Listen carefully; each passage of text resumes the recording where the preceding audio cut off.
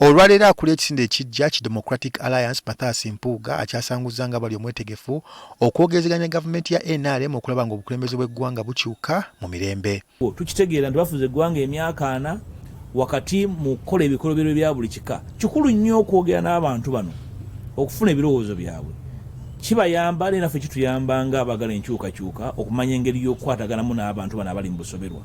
Okusalawo kwa Mpuuga wandigamba nti kukanze bannabyabufuzi abazi bagoberera ebigambo bya Mpuuga naddala bwe kituuka kwogerezeganya oba okwesembeza gavumenti efuga n'enkola yaayo. Abakulu okuva mu kibiina ki FDC ekimu ku birudde nga biwakanya enkola ya gavumenti efuga bagamba nti kafuuwe NRM okuteesa n'omuntu yenna ku nkyusa y'obuyinza kubanga kye basinga okwagala kwe kusigala mu buyinza. Bw'oba oli mu opposition ng'osuubira nti olina enteeseganya z'osobola okukola naye NRM nga bali mu buyinza oba weerimba okuggyako bw'oba ogamba nti okwogeraganya nabo okugabana ebifo.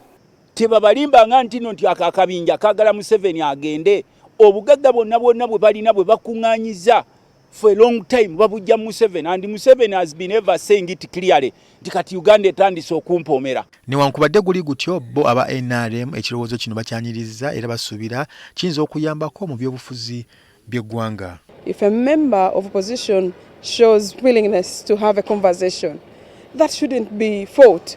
That should be welcomed with all the hands.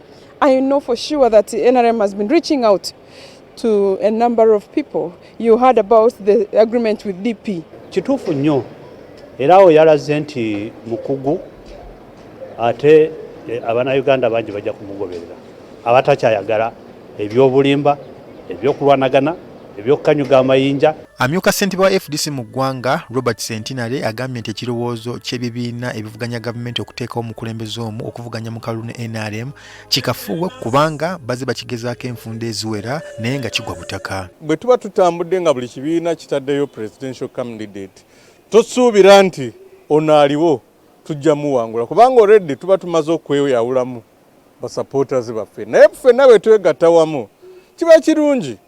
Naye obuzibu obuliwo nti buli presidential flag bearer ow'ekibiina aba ayagala nze mba nkulembera. Sentinale era agamba tibayinza kwegatta ku kibiina kirala kukolera wamu okuggyako ebibiina ebirala okubeegattako kuba bawangadde mu nsiike y'ebyobufuzi ekimala okufuna obumanyirivu.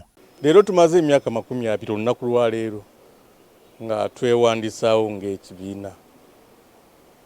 Oyena agala okuteekawo enkyukakyuka mu ggwanga lino ajja twegatteko kubanga ffe abalina obumanyirivu. Raymond Tamale, NTV Akawungeezi.